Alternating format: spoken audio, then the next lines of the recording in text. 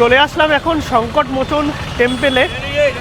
আর দুপাশে প্রচুর ডালার দোকান আছে, যেখান থেকে তোমার ডালা নিতে পারবে, নিয়ে ভেতরে গিয়ে পুজো দিতে পারবে। আর এই মন্দিরেও কিন্তু ক্যামেরা অ্যালাউ নয়।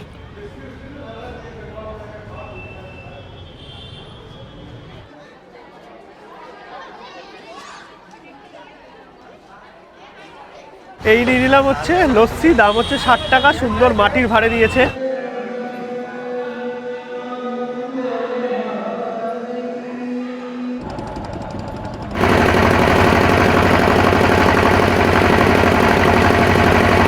গুড মর্নিং, সুপ্রভাত সবাইকে। ঘড়িতে সময় এখন সকাল 8টা। ভোর ভোর উঠেছি আমরা, গেলাম হচ্ছে দশাশ্রমের ঘাটে, সেখানে করলাম বোটিং। আর বোটিং কমপ্লিট করে এখন কিন্তু আমরা এসেছি ব্রেকফাস্ট করতে। এখানে কিন্তু ব্রেকফাস্টের মধ্যে জিলিপি থেকে শুরু করে ধোসা এবং বিভিন্ন জায়গায় পুরি সবজি, চাট, এগুলো তো পাওয়া যায়ই। মানে ভেজ রেস্টুরেন্ট ম্যাক্সিমাম এই মন্দিরের আশেপাশে। আর এখন কিন্তু আমরা ব্রেকফাস্ট করার পর বেরোবো অটো নিয়ে। টোটাল যে বারাণসীর পয়েন্ট আছে সমস্তটাই কভার করব, এবং কত কি খরচা আছে, কি কি পয়েন্ট তোমরা বারাণসী আসলে ঘুরতে পারবে, সমস্তটাই এক্সপ্লোর করব।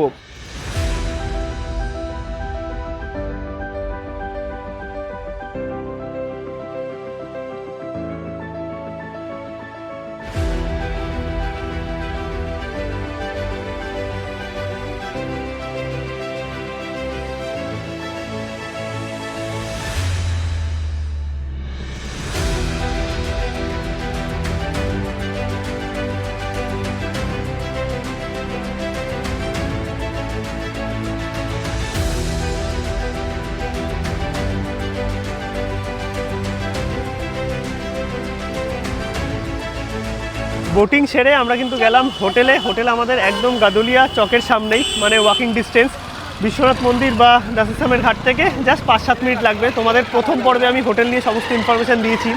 আর এখন আসলাম হচ্ছে পিডিআর মলের সামনে। এইটা হচ্ছে পিডিআর মল, এখানেও প্রচুর হোটেল আছে বিভিন্ন গলিতে।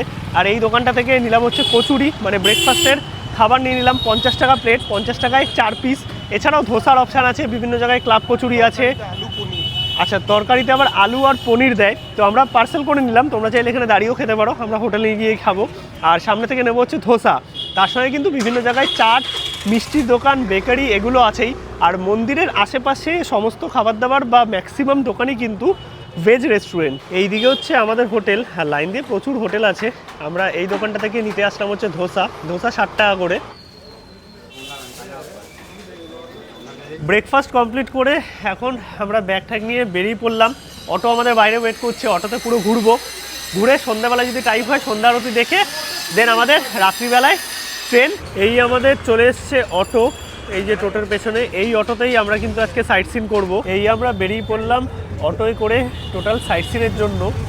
আর কত কি খরচা আছে, কি কি সাইট সিন হবে, সমস্তটাই তোমাদের বলবো। চলে আসলাম আজকে আমাদের প্রথম পয়েন্টে। আর দাদার থেকে একটু জেনে নিই যে সাইট সিনে কী কী থাকে। भैया गुड मॉर्निंग, क्या क्या, हर हर महादेव, क्या क्या रहता है साइट सीन में, थोड़ा बता दीजिए ना। हमारा साइट सीन में घूमने के लिए पहले शुरू होता है मणि मंदिर, यहाँ से फिर दुर्गा कुंड, रामचरितमानस मंदिर, त्रिदेव मंदिर, फिर उसके बाद संकट मोचन, व्यक्ति बिरला मंदिर, फिर रामनगर फोर्ट, नमो घाट, सारनाथ जापानीज मंदिर। कम से कम 12-13 पड़ते हैं सब। अच्छा, मतलब पूरा दिन लग जाता है? पूरा दिन लग जाता है, मान के चलिए 8 घंटे का सब हो जाता है। अच्छा, 8 बजे 8:30 बजे निकलना पड़ता है मॉर्निंग में? सुबह आप 8-8:30 तक निकल जाइए और पूरा घूम के जो है कि 8 घंटे 7 घंटे में। अच्छा, एक ऑटो में 4 जन होता है ना?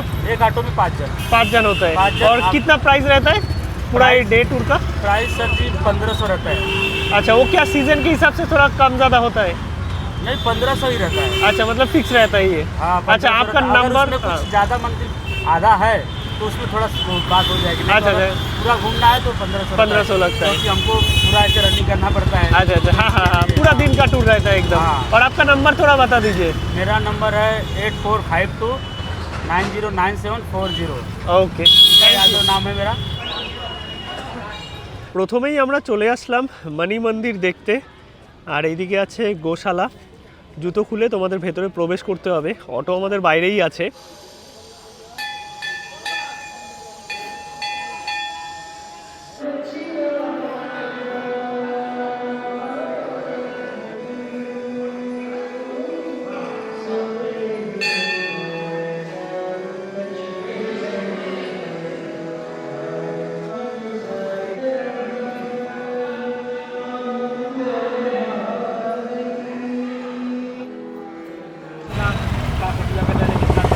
কিছুটা এগিয়েই আমরা চলে আসলাম দুর্গা মন্দিরে, আর পাশে আছে দুর্গা কুণ্ড। চলো দুর্গা মন্দির থেকে ঘুরে আসি। বাইরে তোমরা জুতো রেখে ভেতরে প্রবেশ করতে পারবে।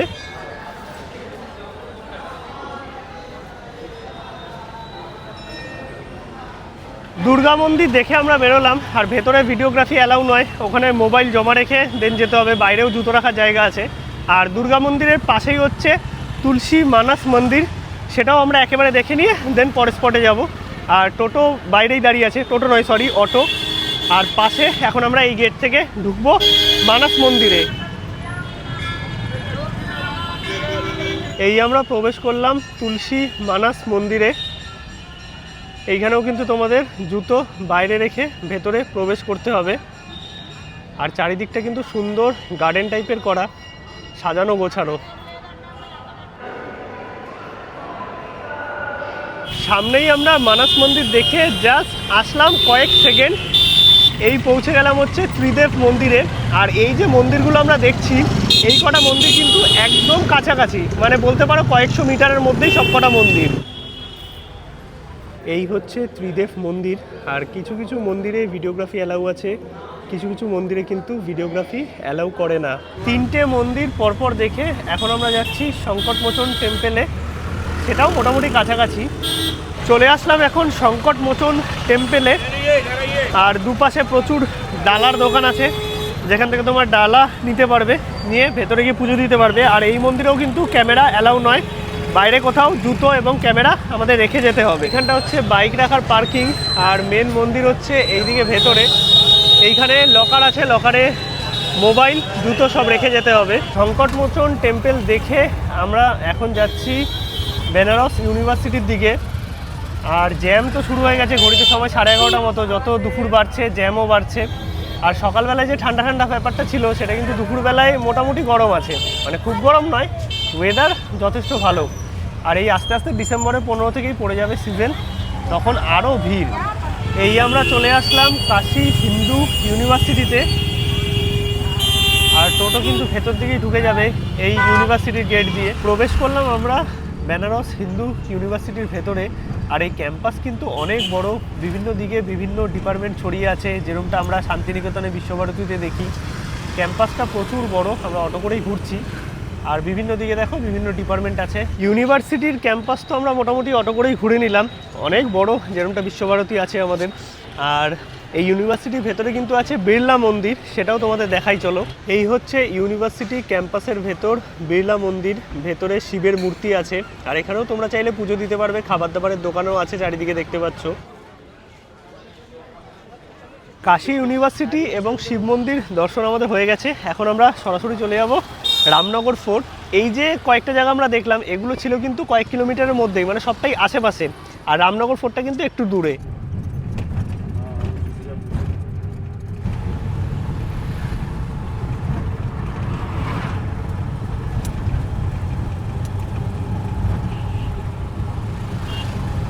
আমরা এখন রামনগর ফোর্ট যাওয়ার পথে চলে আসলাম আরও এক ফেমাস লস্যির দোকানে।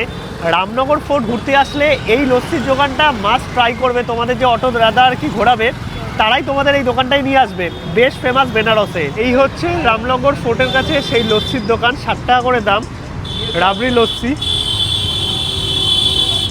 এই দেখো একদম ইনস্ট্যান্ট দিচ্ছে, এইদিকে বানাচ্ছে। তোমরা কিন্তু মাস্ট ট্রাই করে দেখতে পারো এই দোকানটা থেকে।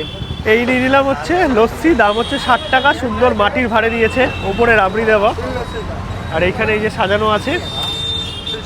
আর তোমরা কিন্তু লস্যিটা নিয়ে এই সামনের দিকে বসার জায়গা আছে এইখানটায়, এখানে বসে কিন্তু লস্যিটা খেতে পারবে। এবার একটু টেস্ট করে দেখি।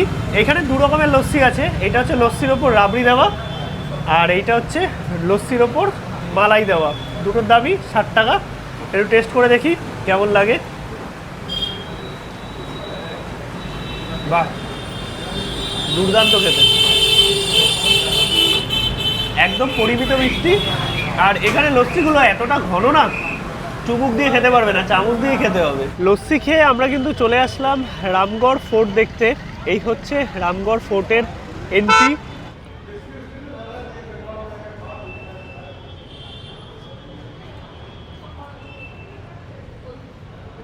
এই আমরা প্রবেশ করলাম রামগড় ফোর্টের ভেতরে। এখানে সুন্দর একটা মাঠ মতো আছে, এই দিকটা হচ্ছে এন্ট্রি। ভেতরে কিন্তু মিউজিয়াম আছে, মিউজিয়ামের টিকিট আলাদা করে এই সাইড থেকে কাটতে হয়। এইটা হচ্ছে টিকিট কাউন্টার মিউজিয়ামে ঢোকার। অ্যাডাল্টের 80 টাকা, ফরেনার 200 টাকা এবং বাচ্চাদের জন্য 20 টাকা করে। ভেতরে কিন্তু মিউজিয়ামে ভিডিওগ্রাফি নট অ্যালাউ। এটা ভেতরটায় ঢুকলাম, তোমাদের ভেতরের পরিবেশটা দেখাচ্ছি।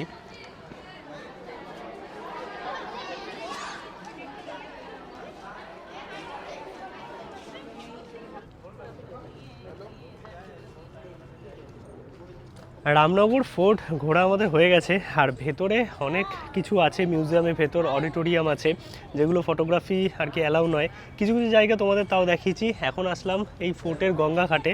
নিচে নামা যায় না, এই ওপর থেকেই দেখতে হবে। এই যে ব্রিজটা দেখতে পাচ্ছ, যে এই ব্রিজটা আমরা অটো করে ক্রস করে এলাম। আর 80 টাকা দিয়ে ঢোকা বা এন্ট্রি টিকিটটা ওয়ার্থ ইট, কারণ ভেতরে অনেক কিছু আছে।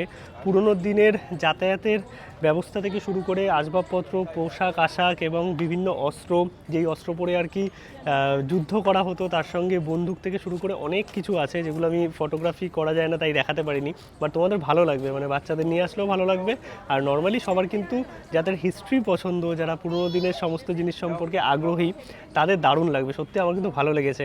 আর সমস্ত কিছু লাইভ ডেমো আছে, সব কিছু তোমরা দেখতে পারবে।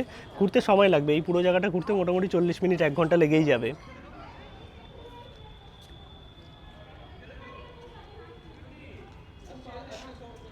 রামনগর ফোর্ট দেখে আমরা বেরোলাম, যাচ্ছি পরবর্তী পয়েন্টের দিকে।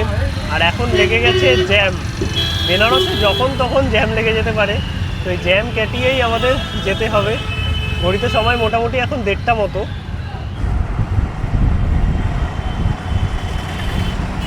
চলে আসলাম এখন আমরা নামো ঘাটে। আর এই নামো ঘাট কিন্তু ফেমাস অনেক কিছুর জন্য, তোমাদের গিয়ে দেখাচ্ছি। আর রাত্রিবেলায় যে লাইটিংটা হয় সেটা আরও সুন্দর লাগে, যদিও কালকে রাতে আমাদের আসা হয়নি। বাট রাত্রিবেলা তোমরা চাইলে এসে ঘুরে যেতে পারো। আমরা সকাল সকালই এলাম গঙ্গার ধারে, এন্ট্রি করলাম এখন আমরা নবঘাটে। আর এখানে কিছু অফিসিয়ালসদের অনুষ্ঠান আছে, তার জন্য প্রচুর সিকিউরিটি আজকে। আর এই ব্রিজ দেখতে পাচ্ছ, এই ব্রিজ ক্রস করেই কিন্তু যায় ট্রেন বারাণসীর দিকে। পরের স্টেশন হচ্ছে কাশী।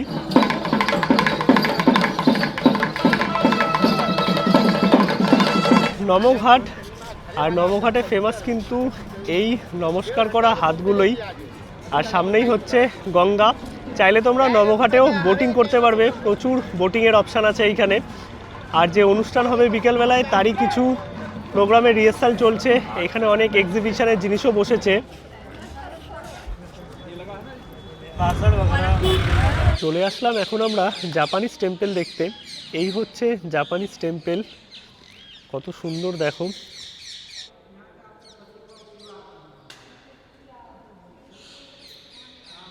এই চলে আসলাম এখন আমরা আরও একটা জাপানিজ টেম্পলে। আর এই টেম্পলটা নাকি পুরো চন্দন কাঠ দিয়ে তৈরি, একজন বলল এখানের।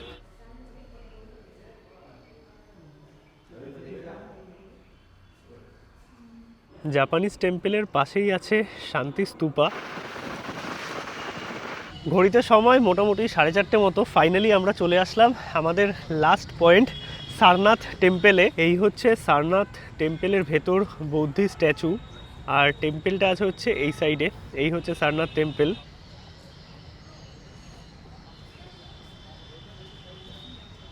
মোটামুটি আমাদের ঘোরাঘুরি কমপ্লিট। এখন আমরা এই সারনাথ টেম্পলের অপোজিটেই অনেক কটা রেস্টুরেন্ট বা খাবার দাবারের জায়গা আছে। একটা রেস্টুরেন্টে ঢুকে পড়লাম, এখান থেকে নিলাম হচ্ছে ভেজ চাউমিন। এখানে ম্যাক্সিমাম দোকানেই কিন্তু ভেজ খাবার পাওয়া যায়, যেটা তোমাদের আগেই বলেছি। বাট নন ভেজের অপশানও কিছু আছে। এই নিয়ে নিলাম আমরা ভেজ নুডলস। আর এক প্লেটের কোয়ান্টিটি এইরকম আছে, প্লেটে ঢালার পর এই কোয়ান্টিটি হয়েছে। আর এই হচ্ছে পুরো অ্যাম্বিয়েন্সটা দেখতে পাচ্ছ। চলো লাঞ্চটা সেরে নিই। লাঞ্চ আমাদের কমপ্লিট। এখন আমরা যাচ্ছি দাসাসামের ঘাটের দিকে, একটুখানি আরতি দেখবো। আরতি দেখে রাত্রিবেলায় আমাদের ট্রেন উপাধ্যায় থেকে। চলো, এই মোটামুটি আজকের ট্যুর কমপ্লিটই বলতে পারো।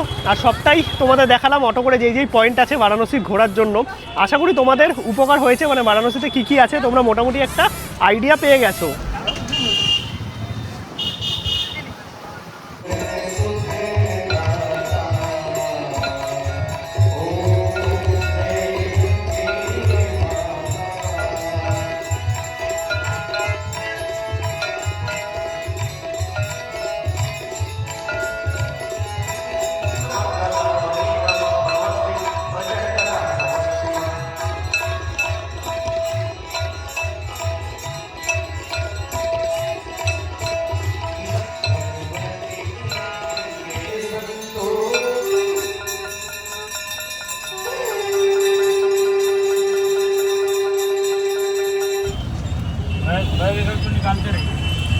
ফাইনালি আমরা বারাণসী টোটাল ঘুরে চলে আসলাম দীনদয়াল উপাধ্যায় জাংশন। এখান থেকেই আমাদের ট্রেন আছে পরবর্তী গন্তব্যের।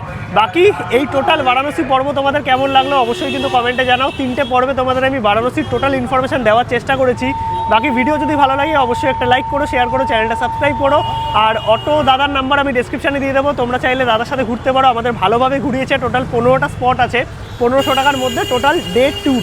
মানে তোমাদের দাসাসামের ঘাট থেকে তুলবে, আবার সেখানেই কিন্তু নামিয়ে দেবে, মানে হোটেল টু হোটেল। বাকি চলো আজকের মতো ব্লগটা এখানেই শেষ করছি। দেখা হচ্ছে নতুন কোনো পর্বে নতুন কিছু নিয়ে। আশা করি এই বারাণসী পর্ব আমার মতো করে তোমাদের ভালোভাবে আমি দেখাতে পেরেছি আর তোমাদেরও ভিডিওগুলো ভালো লেগেছে।